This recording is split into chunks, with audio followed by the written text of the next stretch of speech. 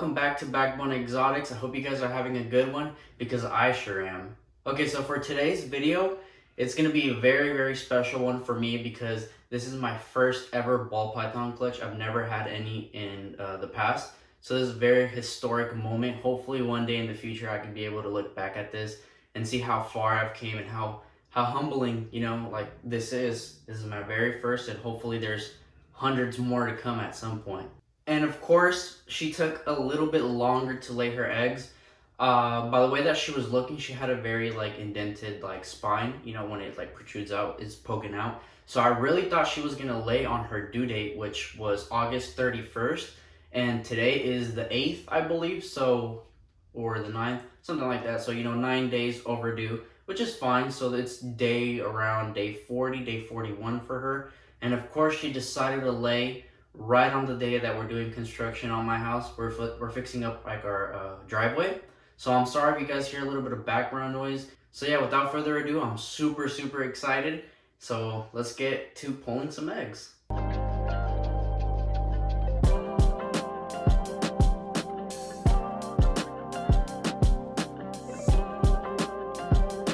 And really quickly, let's look at my fire, and I believe she's possible pastel, possible yellow belly female. I can't wait till this girl starts producing eggs. And the thing that I love about the fire gene is that they get brighter and brighter and brighter with every single shed. Unlike other ball pythons, they get duller and they start losing their color. These ones get brighter. I guess that's why they call them the fire gene. So this is my little setup for today. Obviously this is the egg box. I already had it in the incubator for weeks and weeks. So I know that the incubator has been working perfectly. It has perfect temperatures, perfect humidity. So yeah, the eggs will be going in here. But before we do that, I want to do a little something fun with the eggs before I do that. And this empty tank, I'm just gonna put her in here while I work with the eggs and all that, because I'm gonna bathe her and do all that stuff you're supposed to do after your ball python lays her eggs.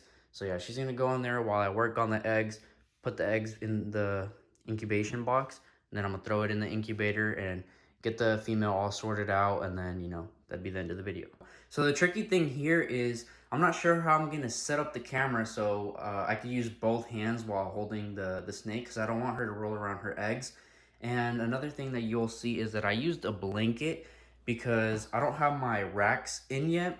So the enclosure is really see-through and it's really bright in here. So I didn't want to stress out mama too much while she was doing her business. So I covered her up with a blanket, hopefully make it a little bit more darker, a little bit more secure for her. So yeah, let's get into pulling the eggs. All right, so I'm only expecting, I'd say, about 3 or 4 eggs, because this mama's story is a little bit sad and a little bit uncommon. So I'm not expecting her to even have any healthy eggs, although I did see one of them. So let's see if I could do this without getting bit. Maybe I should use my snake hook and hopefully not roll around the eggs. Yeah, there you go. You see how protective mama is? And usually she's super docile, and you can pet her, you can hold her. I'll even give her to my grandpa, to kids, to whoever. But right now, I wouldn't even let my girlfriend, which she helps me with all the animals in the room, I wouldn't even let her handle this snake because she's very aggressive. I'm going to be quiet. Hopefully we could hear her hiss. And that's just her mother instinct. She's not a mean snake. She's not out to get me and kill me. So let's see if I can do this without getting bit.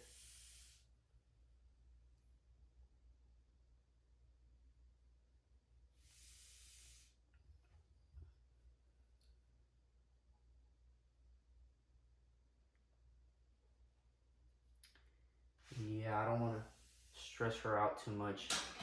So the quicker I could do this, the better.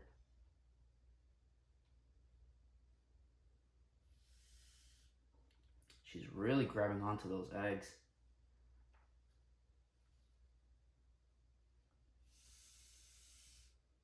It's okay, mama. It's okay. You also don't want to yank the female right off of her eggs, because she holds them together. And if you do that, she will just roll the eggs all around.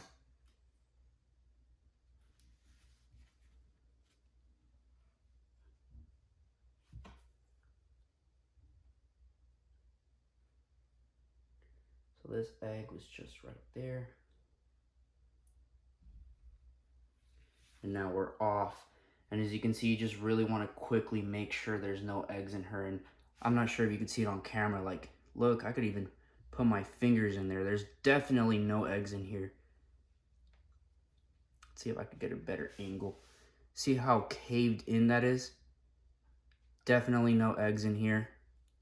So that was it from Mama this year. She's doing very, very badly. This is super unhealthy. You never want to see this with a non-egg laying female, a snake that's not gravid or didn't just lay. So this is actually really, really sad, but it's part of the process, and I'm sure I'm gonna get this female back on food. She's gonna look healthy like if she never laid eggs really, really quickly. So let me go ahead and put her in the little tank and let me get back to these eggs. All right, now that that's done, you just simply want a Sharpie and somehow make a way to let yourself know which direction the snakes were in when they were laid. So you can do a dot, you can do X, you can do whatever you like. I'm personally gonna do some X's, but try not to make them too big because I have something else to do. Okay, so now that I'm done with that, I'm gonna transfer them over there to the work table and see you guys there. So now Mama's in there and we have 3, 4, 5, 6 beautiful white pearly eggs. I am beyond happy. This is super exciting.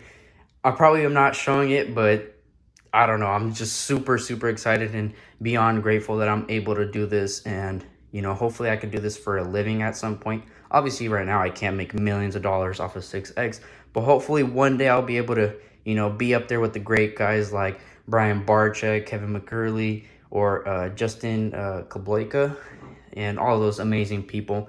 So let's get on into the thing I was gonna do. And to be completely honest with you guys, I was only expecting 4 eggs. Can't believe I got 6. That's still not the biggest, the largest clutch of eggs, but I am definitely not complaining. So with the first egg, the thing that I was gonna do is, she is a Mojave female paired to a banana special. So we can get some crystals, banana Mojaves, all that good stuff. So what I wanted to do was in 55 to 60 days when the ball pythons will hatch, I wanted to see like a little guessing game. So with the first one, so out of here we could get normals, bananas, Mojaves, and crystals. Like I said, banana Mojaves, banana specials. So what I want to do is predict what's going to hatch out of these eggs. So for the first one, I'm going to go a little bit low and just put normal. And this doesn't harm the eggs in any shape or form, if any of you guys are wondering. And another thing that I need to do is gently separate the eggs, because these are all in one big clump.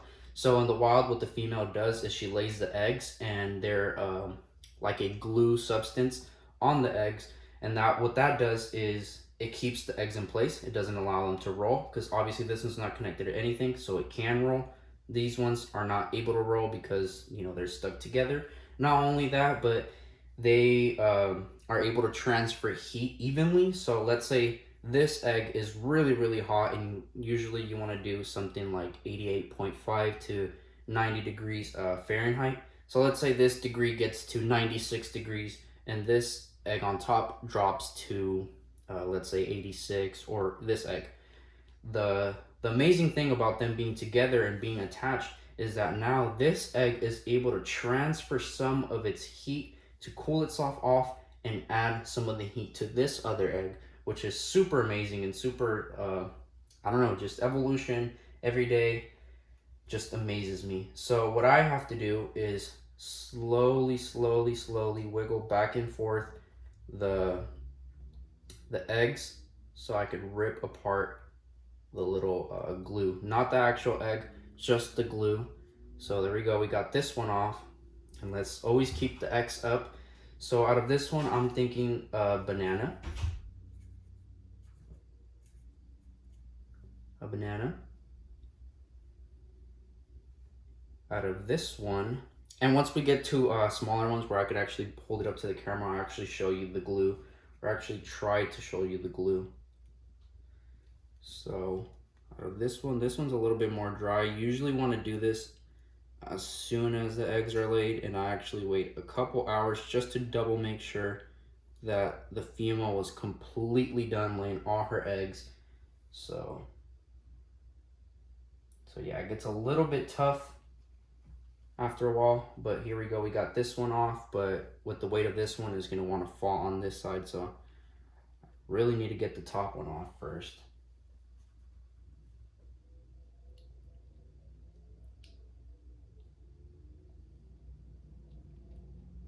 And you really want to take your time and go as slow as possible. Wiggle the eggs back and forth, back and forth.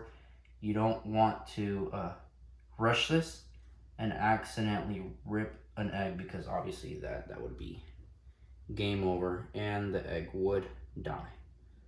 So I got this other egg out on accident. I wasn't even trying to get that one off. This one off to the side. And let's see if I could show you guys really quickly some of that stuff that I was talking about. The glue. Let's see if I could work it around this way. And I'm not sure if you could see it right here. Some of that stuff. You want to really slowly work your way around it. Definitely don't want to rush this.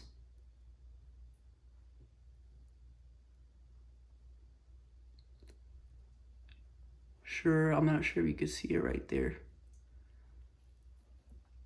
But yeah, this is why you usually want to do this as fast as possible. Not actually take the eggs off, like separate them. You don't want to rush that, but you want to get them off the mom as soon as they're laid, so you don't allow this glue to really get stuck on there. Yeah, there we go. You could actually see a little bit of that residue on the actual egg. But now that we got that done, this one is just calling out to me, and I'm thinking crystal. So maybe we'll get some crystals out of that one. And this one, let's do banana specials. What else? Out of this one, I'm thinking a Mojave.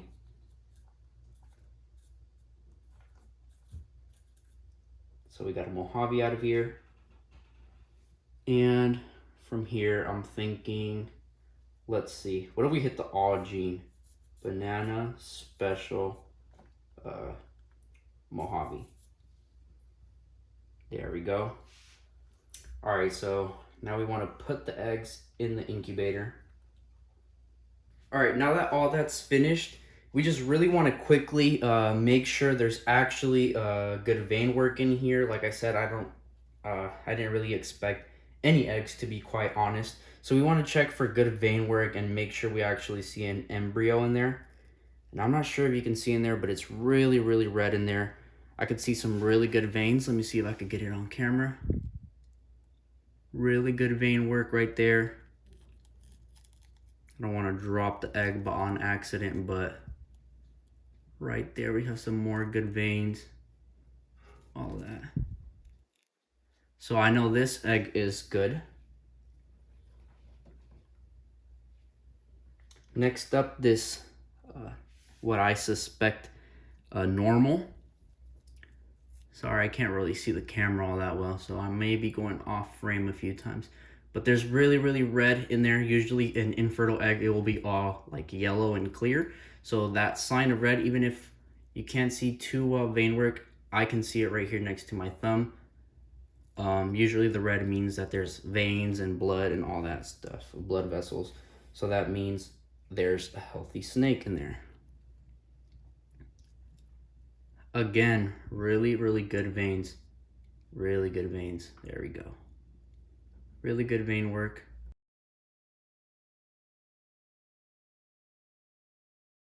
All right, so now before the eggs cool off way too much, we're gonna put them in the incubation box. And usually some people put some trays and they actually hold the eggs in place. And usually they do that because the actual eggs need to be in the highest humidity possible. 100% would be the best, but the thing is, you don't want the eggs actually touching water, because then they will start to rot, and obviously the snake inside will die. But I don't have one. I've seen a lot of people, especially the big ones like Justin Kableka and Brian Barczyk. They just put directly into incubation, like into the substrate, and they usually, that's like the way that they hatch them, and they hatch them out without no problems. Obviously, they're the pros. They've been doing this for a lot longer than me, obviously. So I really trust them. I really looked into and read up how they do it, which ones are the best substrate, perlite, vermiculite, all that type of stuff. So I'm super confident. Hopefully nothing goes wrong, and if it does, well, then what can we do about it? I could only learn from it, and just, you know, next time in the future, improve off of that mistake.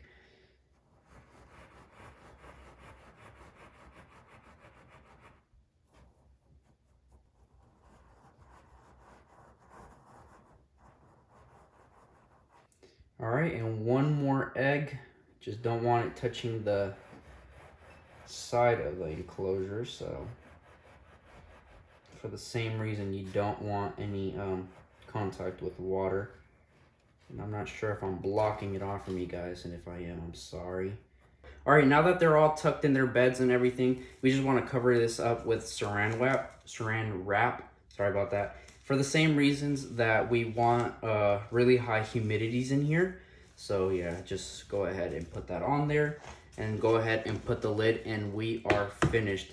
So now what's left to do is I need to add a sticky note and put clutch 1, because obviously this is the first clutch that has landed here at Backbone Exotics. And then you also want to do the pairing. Obviously the female is Mojave, the father was a Banana Special. And around in 55 to 60 days, we should see some of these eggs starting to pip and actually hatch out. What's also left to do is I gotta clean out Mama's enclosure. I gotta give her a really good wash so she can get rid of all those pheromone smells, and get her mind off thinking about her babies, and get off of that protective and instinctive mode that, you know, she has to be on her guard at all times.